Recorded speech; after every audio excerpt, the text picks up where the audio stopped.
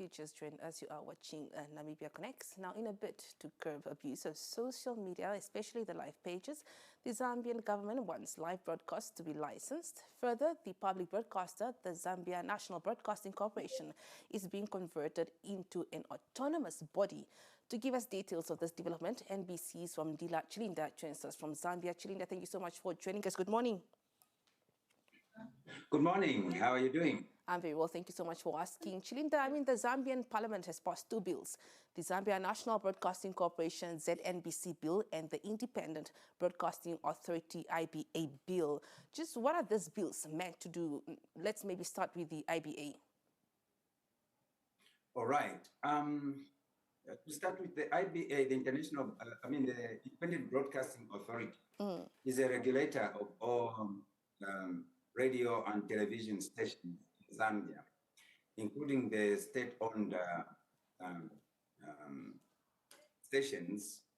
However, this time around, they have amended the bill for the Independent Broadcasting Authority to include online television stations, pages that go live on social media, so to say. So then the regulation now is extended to online television and radio stations. Just coming to ZNBC, as you tell us more about this bill, Chilinda, here the public broadcaster, that is the ZNBC, is being converted, that is, into an autonomous body. Maybe briefly explain and clarify what this would mean. Does this then mean that the broadcasting, the corporation will have its own funding model, or what exactly does this mean? Right. First of all, ZNBC originally was Zambia Broadcasting Services, ZBS. But in 1989, the bill was passed to convert it into a corporation. That's how it became the Zambia National Broadcasting Corporation, as a quasi-government institution.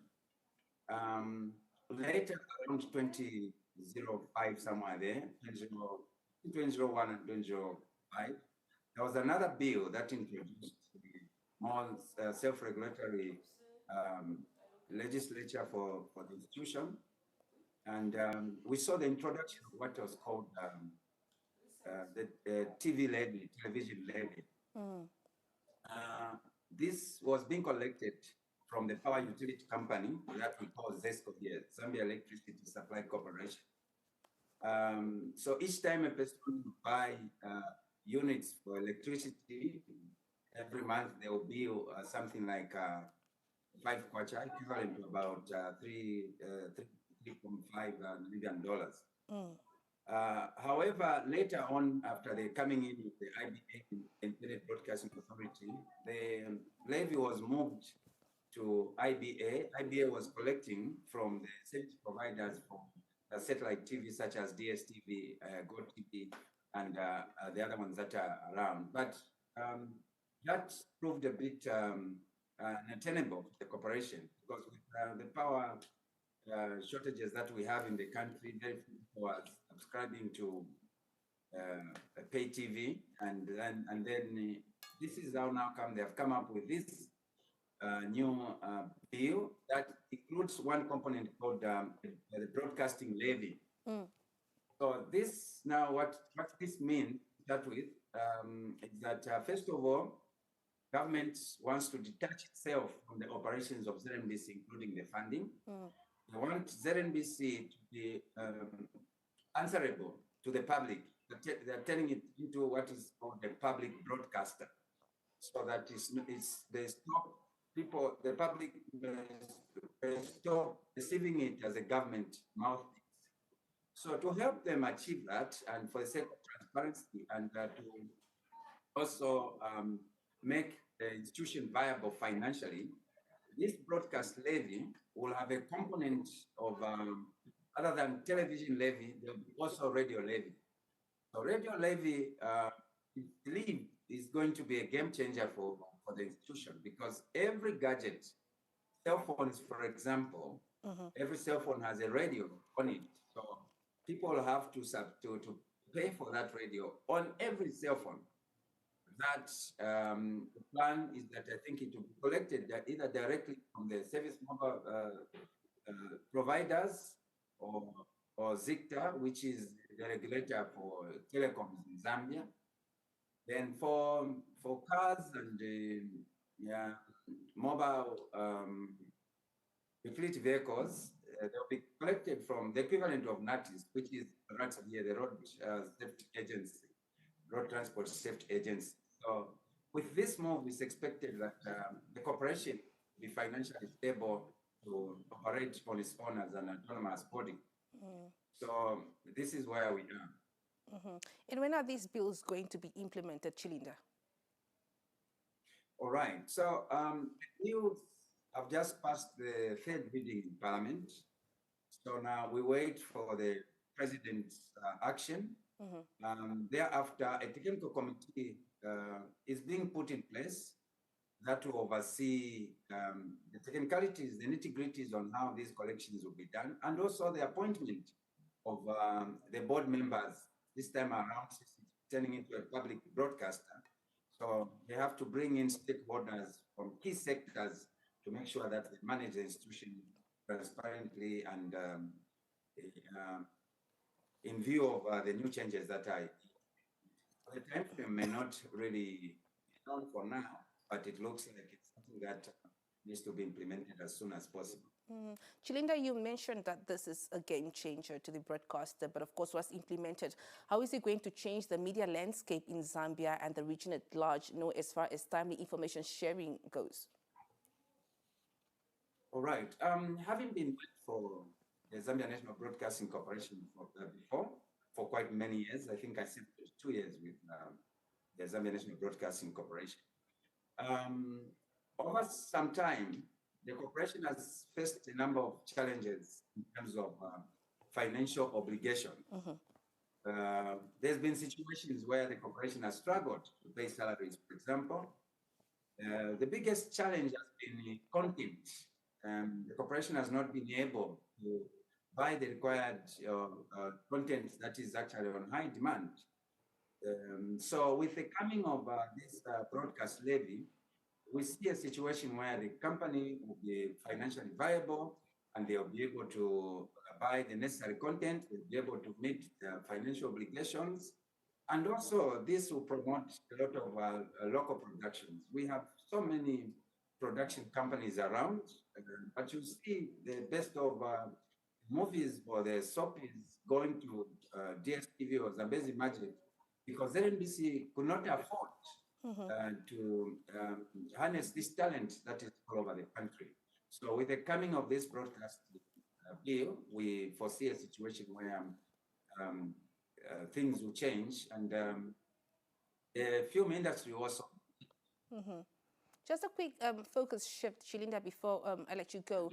Just regarding media freedom in the country, how would you describe that in Zambia right now? Yeah, government earlier passed another bill, a Freedom of Information Bill. However, it has come at a time, the implementation has come at a time when now we have social media. So when it comes to freedom of expression, yes, it's there. However, there are new laws to do with cyberbullying. In this country, Zambia, any harassment using social media attracts serious penalties, including jail terms. We've seen a number of celebrities that have abused their pages being sent to jail for having used social media to abuse others. We have a number of very active cases going on in court, people that are saving for cyberbullying. So it has come at a time when there's a shift in terms of I think the media landscape in the country. So probably the Freedom of Information Bill will also have to be repealed at some point. But at the moment, there's so many activities to do with protection of people's reputations on social media.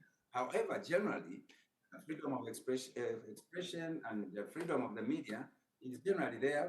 We have hundreds of radio stations that are being given on average every quarter.